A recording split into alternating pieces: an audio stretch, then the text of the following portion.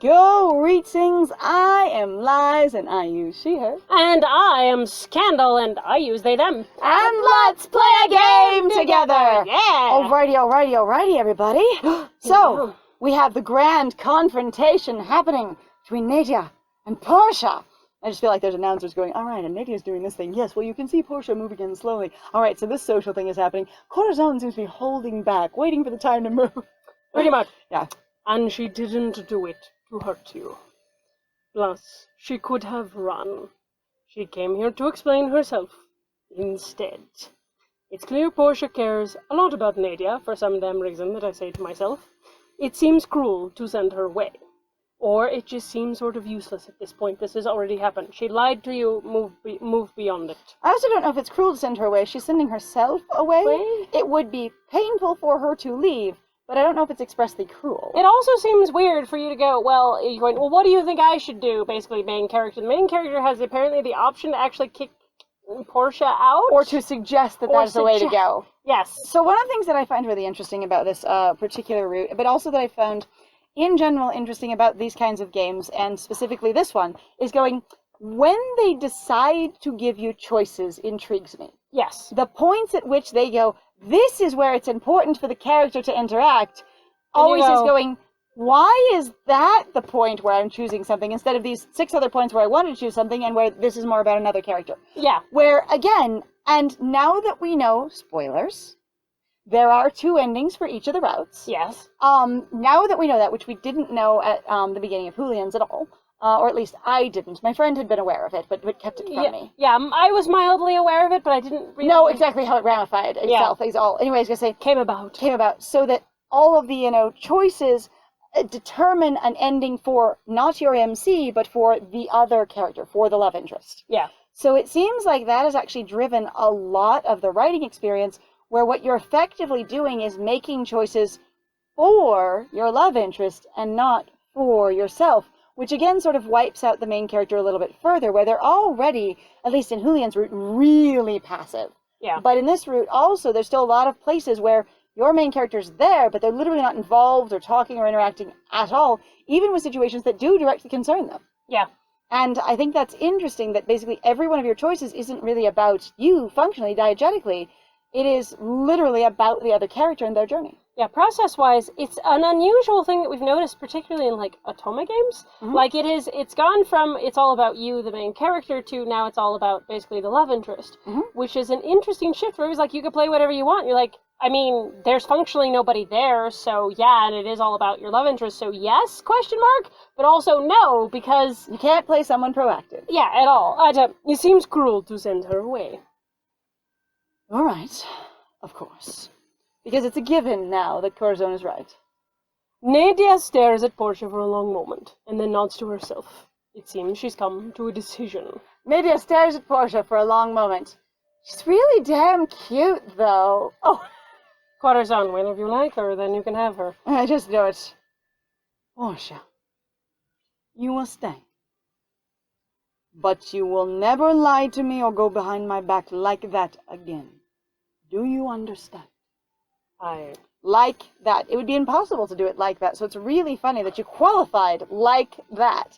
You will never... Oh, are you going to pass out again, Nadia? You are never to learn something while I'm incapacitated, and then lie to me... Incapacitated, sorry, I stuttered. I say, and then lie to me about knowing it once I awaken. Yes.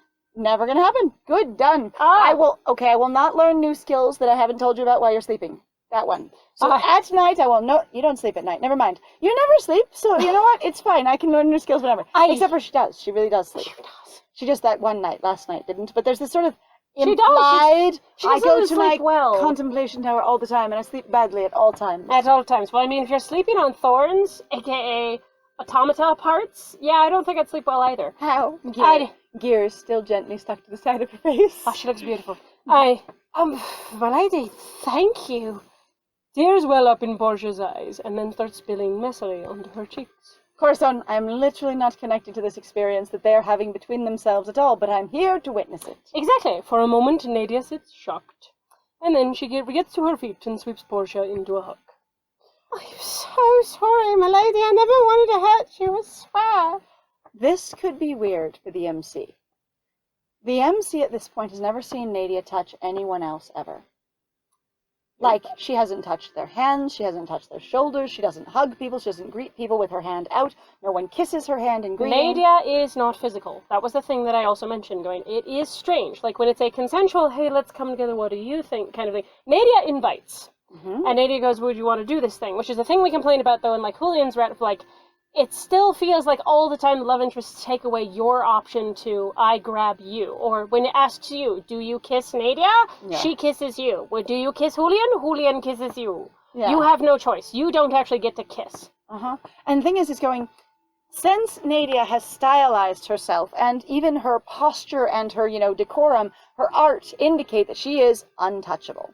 She is something to be admired, not interacted with. Even the market scene enforced, going, you are above and separate from everyone else here. Even your very posture. And in fact, you are so untouchable, you are out of touch. Yes, that actually. Too. But I was also going to say, the other thing that I wanted to point out, my friend and I have actually mildly discussed, is that for at least the two of us, we've had far less jokes involving Nadia, because Nadia is also incredibly, self-styled serious. I've been disappointed because, Julian's route was so funny in so many places. And there's also lots of opportunities just because it was such a mess. It was there. It's not that Nadia isn't a mess, but Nadia is such a mess in, a specific way that almost feels like it's not, good-humored picking on, or sort of, making fun of, where you'd be like, oh, you both would laugh about this. It's sort of just holy cow, Nadia, you're a disaster.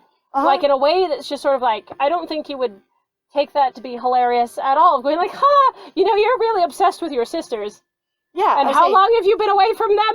And you wouldn't be able to really laugh with her about that. She'd be insulted. I say, also, Nadia doesn't really laugh. Julian laughed a lot. A lot. She does blushing serious way more. And now again, she is way more reserved. But the tone of this one doesn't allow for the same kind of jokes without being completely dissonant. And that's not to say that she can't be funny, but there is I'm saying for our performance purposes, to add humor and comedy into here and have more fun with it, she has set the tone of this is more about her distress and disconnection from society, whereas Julian's was God damn, I'm gonna set the trash on fire and then jump in. Yeah, pretty much. So, I don't know what to do with it, and again, it doesn't make it bad, it just makes it very different, and I'm sort of confused, because I was kind of actually having fun with the playing around thing, and now it's I don't know what to do with the serious, because also in some ways the serious isn't really working for me, because when you're trying to be serious, there's a lot of heavy It gets weighty. Yeah, and you're hi. Yep. Anyway, so we're trying to address that a little bit just quietly amongst ourselves, which I think the Portia headcanon is a step in the right direction. Yeah, but that doesn't involve Nadia. Nadia is unconscious and she's not involved. It doesn't. It just only involves her root. I know. I'm sorry. Also, the worm thing was fun, but again, that doesn't involve Nadia. There's no really being playful with Nadia because Nadia doesn't know how to be playful, except for indirectly a sort of, in the beginning, that sort of romantic flirty kind of thing. Yeah. Or sexually flirty, specifically. Also, that kind of thing. Yeah. All right. I know. Portia. I know. Now wipe those tears. My palace would fall apart without your help. Whip it into shape. Not a handmaiden, head of staff. Apparently handmaiden in this particular castle and this particular political structure means head of staff. That is what the word means. I don't understand it because... But I still am. I'm still just right here going, it's really... I would bet it would be an interesting experience for the MC who's never seen Nadia touch anyone ever, really. Even greeting Asra, her friend, if you will. There was no contact. Except for you. Yeah, I don't think so at all. And that's the other thing, too, where I'm going, at least to me, I'd be Nadia's not a touchy person, so she touches who she likes. And I mean, intimately is interested in. And then this would be the only other person, so you'd get an indication, as I could see it be confusing for the MC, depending, no matter where your stance is on Nadia at this point, of just going, you have just actively and warmly hugged another person in front of me. And what I mean by liked is I mean romantically liked, because they do end up together actually in Julian's route, spoilers, because, who cares. How dare you spoil them? Oh no, I'm so sorry. Okay. There are lots of things though that's been out for 8 years or whatever. Right? Spoilers for this movie that's 37 years old. A servant bustles up to us, looking harried. My lady! My lady. 4 guests have arrived at the gates. I'm breathing heavy, but I'm still going to compose myself. Pontifex Fulgora, and Procurator Volta, and loses entire composure. The other 2. Oh God, I hate the other 2. They say they are your sisters. sisters? The courtiers are pretending to be your siblings? What? The 4 courtiers are saying they are Nadia's sisters? What? No, I think it's the other 2 say they are your sisters, but This is grammatically that says those 2 courtiers say they are your sisters. I love Pontifex Vulgara and Melastero saying, Oh, yes! we're Nadia's sisters! They've all gotten in on there. They're them sisters. I'm like, grammatically, oh my god. The 4 of it, because I think that sentence meant the other 2 names that I can't remember say they are your sisters. Yes. But what it did say is the 4 of them say they are your sisters. That's also madness. How do you all fucking not know that I'm fine. I'm fine. It's fine. Go ahead. Well, this servant doesn't know the name and or appearance, apparently, of your sisters. But I'm also like, what would you be frazzled about? Anyway, we'll find out what they're frazzled about. About unannounced guests, I imagine. Of course. That's what you're there to announce! People who work in the castle, as the 2 first mentioned ones do, shouldn't be unannounced ever. They just belong there. They should never be arriving at the gates and hanging out unless they're with another party, and then shouldn't they be able to just bring the other party in because they're with us? Pontifex Vulgara shows up at a club, points at Nadia's sisters. They're with me. They're with me. Swings in. Hi. Yes, that sounds about right. Again, all the humor is for other characters, not for Nadia. Oh, no. Portia, I shall need you to play interference for me. What's with the football reference? So I don't know what that is culturally, but I've had people use it socially, not for football. No, I know people have, but as far as... Okay, I actually want to know, my greater question is, where did play interference for whomever come from? Fictional reality, don't know. I keep wanting it to be historical, it's not. It's not. It's not. I shall need you to play interference for me. You can make up for your mistake here. Distract my sisters, and ignore the other 2, while Corazon and I have lunch. Oh, sorry, never mind. And we'll take the other 2, with the courtiers. It's very important you keep them away until we are done with the courtiers. Until we've finished them. Oh. Finish them. Yes. Flawless victory. Yes, right away. I won't let you down.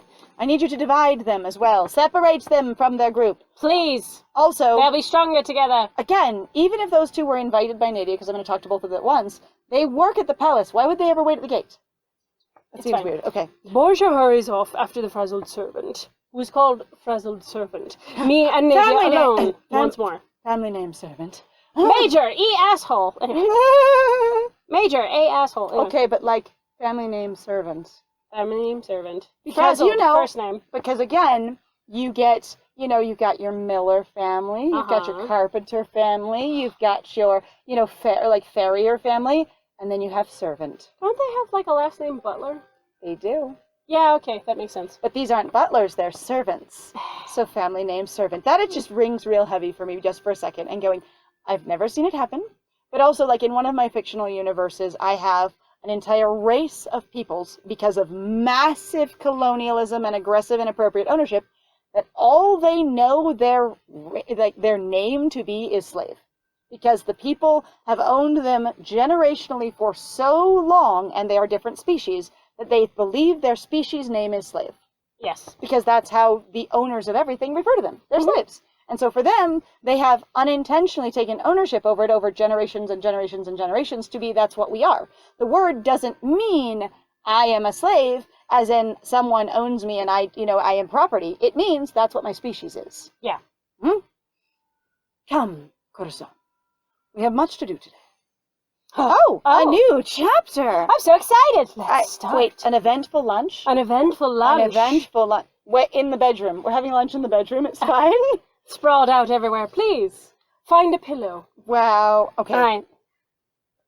Nadia leads us into her bedroom and disappears behind a 3-parted divider. Because she needs to change clothes to receive these people. Again. She's not assembled properly. On the other hand, since I see her wear this outfit most often, and I don't know if she's actually going to change her outfit so much as like freshen up, I am curious very much if she owns 6 copies of this outfit and just wears the fresh one, Right. I have swapped out from the, sweaty, musty one, and I just change my clothes 3 times a day for the same thing. All right. Nadia, her voice carries over the carved wood. I can hear the shifting of fabric. We shall deal with Volta and Volgora before meeting with my sisters. There is no need to rush, however. It's best to make them sweat. Right. That's hilarious. Let's just let them sweat. I'm apparently also no longer afraid in any way after this one conversation that talked about something else that Portia will like them better than me. Even with brand new sisters. Doesn't that seem weird? Again, like, Nadia made a huge deal out of it over and over and over again. It's like, maybe it's all the crying that finally got through to her, but I also, again, knowing myself and my own toxic, basically, patterns of behavior and the things that I've gotten obsessed with, it takes more than usually, like, crying and a day to fix it. Additionally, of going, you didn't discuss that piece at all, so are you now completely confident that Portia, like, it would have been nice to have a little bit of access to Nadia's internal process in reference to being the MC. Yes. Of going, I now am no longer afraid that Portia will like my family better than me. That happened as well. Sweat. We will show up to lunch, fashionably late, just when they think we've forgotten about them. It won't still be lunch, though, if they eat. She did change. Nadia appears from behind the screen, smiling at me. She's back in her riding outfit. She only owns 2 sets of clothing, to be honest. For reasons? Why do you want to be in your riding outfit? It looks incredibly restrictive. I was also wondering, I mean, all of them. Is it kink? Like, if you're going to display your kink in front of them as a way of, subverting expectations and also displaying power, that is a way of doing it. So the question I have, I suppose, is really going, like, I get they're not going to draw 9 million costumes for the characters. Like, I get that. And drawing these costumes does take time. It genuinely does. You have to change them for we everything. associate this as readers and also as the MC as a riding outfit, not as anything else. It isn't a formal outfit. It isn't a more, it doesn't have any other function. So why her riding outfit? Not why change clothes and not why, put on something crisper and what might be considered a little bit more masculine. Doesn't matter. It's riding outfit. Honestly, I kind of wonder, just in the sense of, like, I've seen shows where sometimes characters will go get dressed up in the riding outfit to have an excuse to go, I'm riding, and then never do it. Right. So they can constantly have an excuse to get out of something or do something else. Like, I remember I swear it was like a British show or something like that. I remember one with golf clothes. I'm golfing. I have to go golfing kind of thing. Right. And they're constantly leaving every scene they don't want to be in, even though they're not going golfing, just by holding a golf bag and wearing golf clothes. Yes, exactly. Yes, I've seen that one. I say, but I'm also entertained. She's back in her riding outfit. Not, she has elaborately done her hair in no time flat, with no assistance. None whatsoever. Just in case we need to wrestle any more worms, I'd like to be prepared. Because these are the clothes that I like to get disgusting. They look completely like clothing you would love to get disgusting. Also, I'm like, this is the clothes I like to gross in. There's a lot of white on that. Corazon, you have no charms on that. The person who is basically, I assume you have a magical launderer. You cannot get just goddamn stains out of everything, honey. Mm-hmm. Like, holy shit. Again, 19 copies of each outfit, and when one gets ruined, you just have them making another one. If you ruin 6 in a row, you still have enough to wear while they repair the other ones or make new ones. Oh, I'm just entertained by that, actually. I'm kind of like, okay, that's kind of fun. For their sake, I dearly hope they have not brought any worms. Oh my god, but can you imagine? It's Plastamil, right? Yes. Yes. That has the worms. Yes. Okay. I'm just forgive me. Some of them we mix the names up because we also don't see them enough very often. Anyway, so Plastamil just showing up, in his religious-looking garb stuff. His Frollo wear. Yeah, his Frollo wear. There we go. It's Frollo Couture. Frollo Couture. Frollo Couture. I just love Frollo Couture. Left, right, okay. left, right, left, right. And has your handbag-sized worm tucked to his elbow. Uh-huh. Like a little leader's teacup dog. With a little leash and collar. The little decorative gemmed collar kind of thing. It's just sitting there. I'm the most entitled worm in the world, but also nervous. And filled with teeth. Yeah, filled with teeth and shivers. Ooh, like little nervous dogs. This little worm. Careful. They're nippy if you get too close, baby. Oh, my beautiful darling. Yes, I love that. It says princess on the tag. Right? Worms. She runs her hands over the pants, smoothing the fabric down, and then gives me a look. She presents herself for you, shows up, flap, hands on the fabric, rubs down her thighs, watching, and then looks at you. Do you see all of this? Excuse me, is this not sexy? So, we have some time to kill, as it were, before we shall grace the courtiers with our presence. Care to blow off a little steam with me? Oh, it's to actually take a break. I think I should go riding. Okay, that's actually kind of interesting. Of going, we're going to make them wait. I haven't given you, like, the plan necessarily, but I also don't think she had a plan for specifically making them wait, because she was too occupied with the Portia thing. Mm-hmm. And now she's going, we could go, I have changed to go riding. And now I've done clearly all of this. Do you see all of this? All Look of how this glorious this is, baby. could be yours for 0 payments of 0.99, you know? 0, 0, 0, 0. 0 of 6 monthly payments of 0.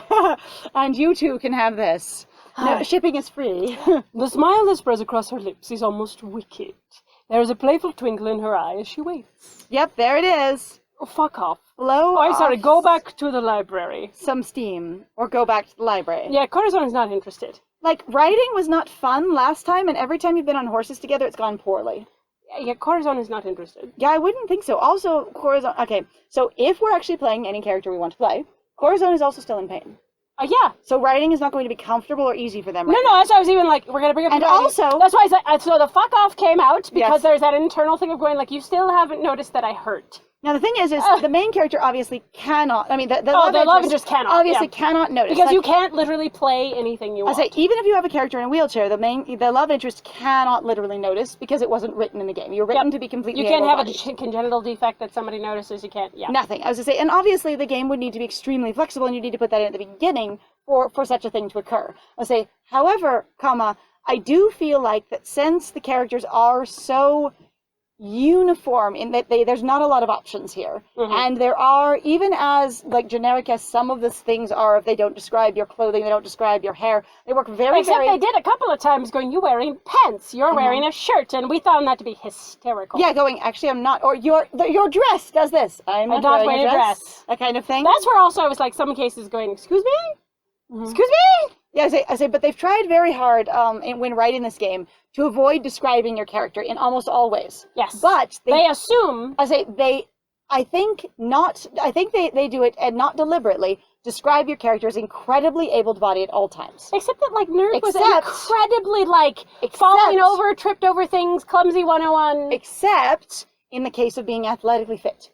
You can do anything you want, because as soon as we had to run, we could run without it being a problem. When it was for ourselves, Nerd was very slow and very out of shape and was a noodle that had no athletic ability. But when we were running with Julian, Nerd had all the athletic ability they needed and weren't even like disgustingly winded more than him at the end. Not even slightly, which was really weird. And then it went back to on our own, we're really clumsy and not very strong and don't have good endurance. Yes. So the thing is they make a lot of assumptions about you are absolutely 100% able-bodied in reference to the love interest. But I think, interestingly here, since it's been made clear, this works narratively, no matter what you play with Nadia, that Nadia is really focused on her own internal experience and having you, the magician, there as a prop to support her socially, to be intimidating, to also be a piece she can use against other people, in conversation and, as political and or social moves, that she's not paying attention to your experience. Nope. And so in this story, she really isn't.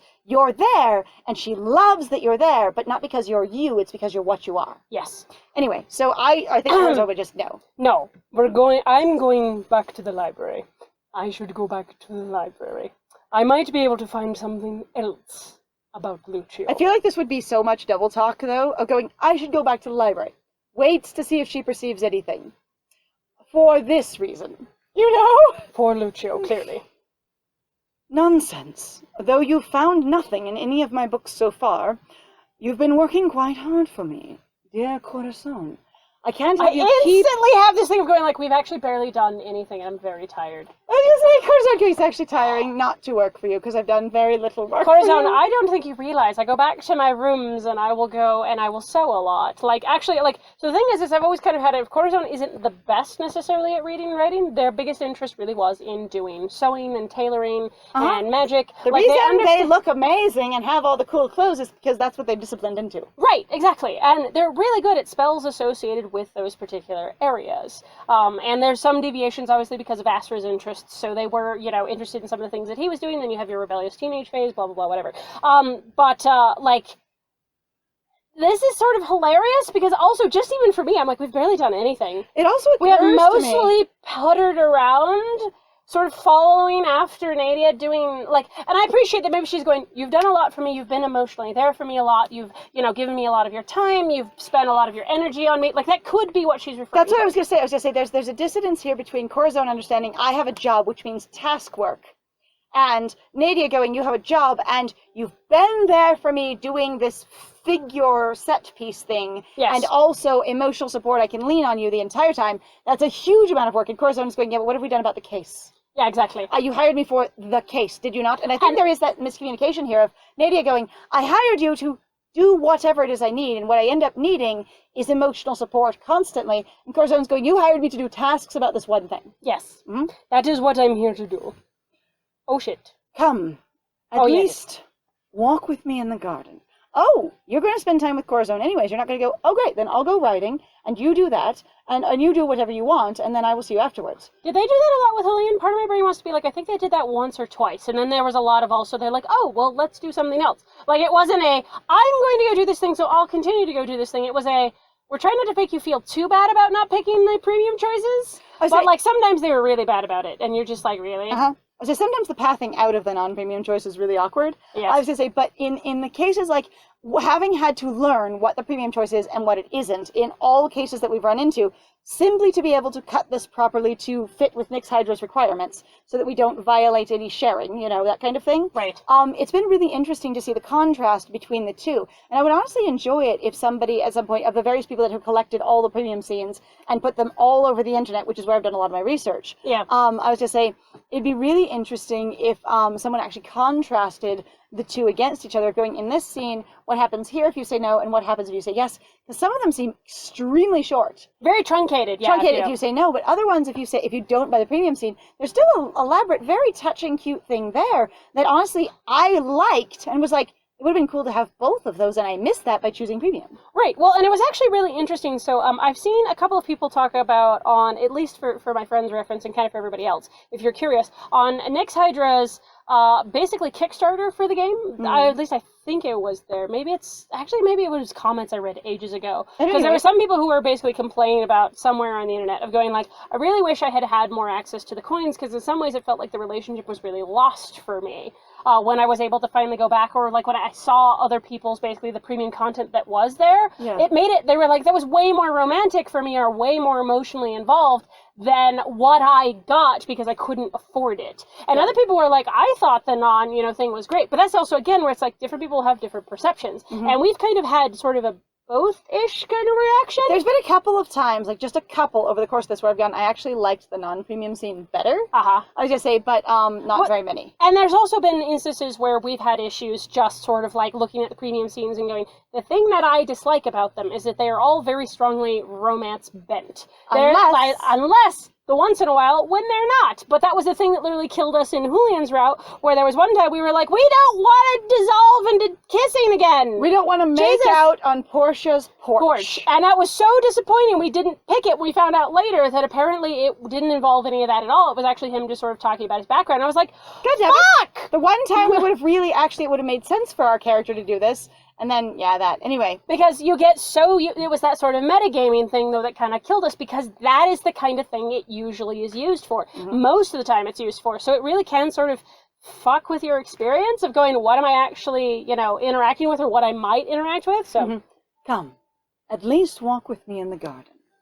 She extends her arm, and I take it without thinking. Because right now I have to assume that whatever she wants is going to happen. And at this point, though, that might actually be far more thoughtful, and you might actually, for me personally, Corazon going, okay, we're going to do this thing. We've had a little bit of space in separation. Corazon sort of having this hand extended to them going, okay, I'm more willing to go with the now touching thing, even though it can be a little strange. And again, it's that thing of, it's us, it's intimate, it's personal. I don't think, it's not in front of other people. Yes, which is more a thing that I think they enjoy. Also, again, this is, she extends an arm, and I take it, not she grabs my hand. Yes. Not she puts an arm around me. Yeah, not that it's forced. I also think that slowly, even without communication, because Nadia is not communicating about it, Corazon is picking up on even if you've said you hired me for this murder task, what you really hired me for, what you needed, and therefore what I've become, is a sort of friend/emotional support person. Yes. And I'm picking up on that. Yes. Take it without thinking.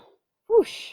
To the garden. Nadia leads me through a meandering path in the garden, our arms linked together. That might be a little bit awkward to do, so maybe it's more like linked together so that Corazon can do a little bit more leaning, depending on where Nadia is. Could be. I mean, if Corazon has their cane on the one side, Nadia could be sort of supporting them gently on the other side. Yeah. So you could just have a little bit of support both ways. Right. That could work. But anyway, we are actually out of time. Hey! So, thank you very much, everybody, for joining us. We will go through this garden experience together in the next one. Yes. If you like what we do, please feel free to like, comment, subscribe, and also share our videos. If you are having a good time with us, please also feel free to go check out our Ko-Fi and our Patreon. We have some links in the description down below. We also would love to see you over on our Twitch if you would like to join us there, where we try to stream at least 3 times a week. Yes. And we do live commentary. We do this sort of thing a lot, actually. We also interact with people asking their own questions, and it gets really interesting. Yes, it's fascinating. Anyway, I have been Scandal. And I have been Lies. And it was great playing with you. Bye!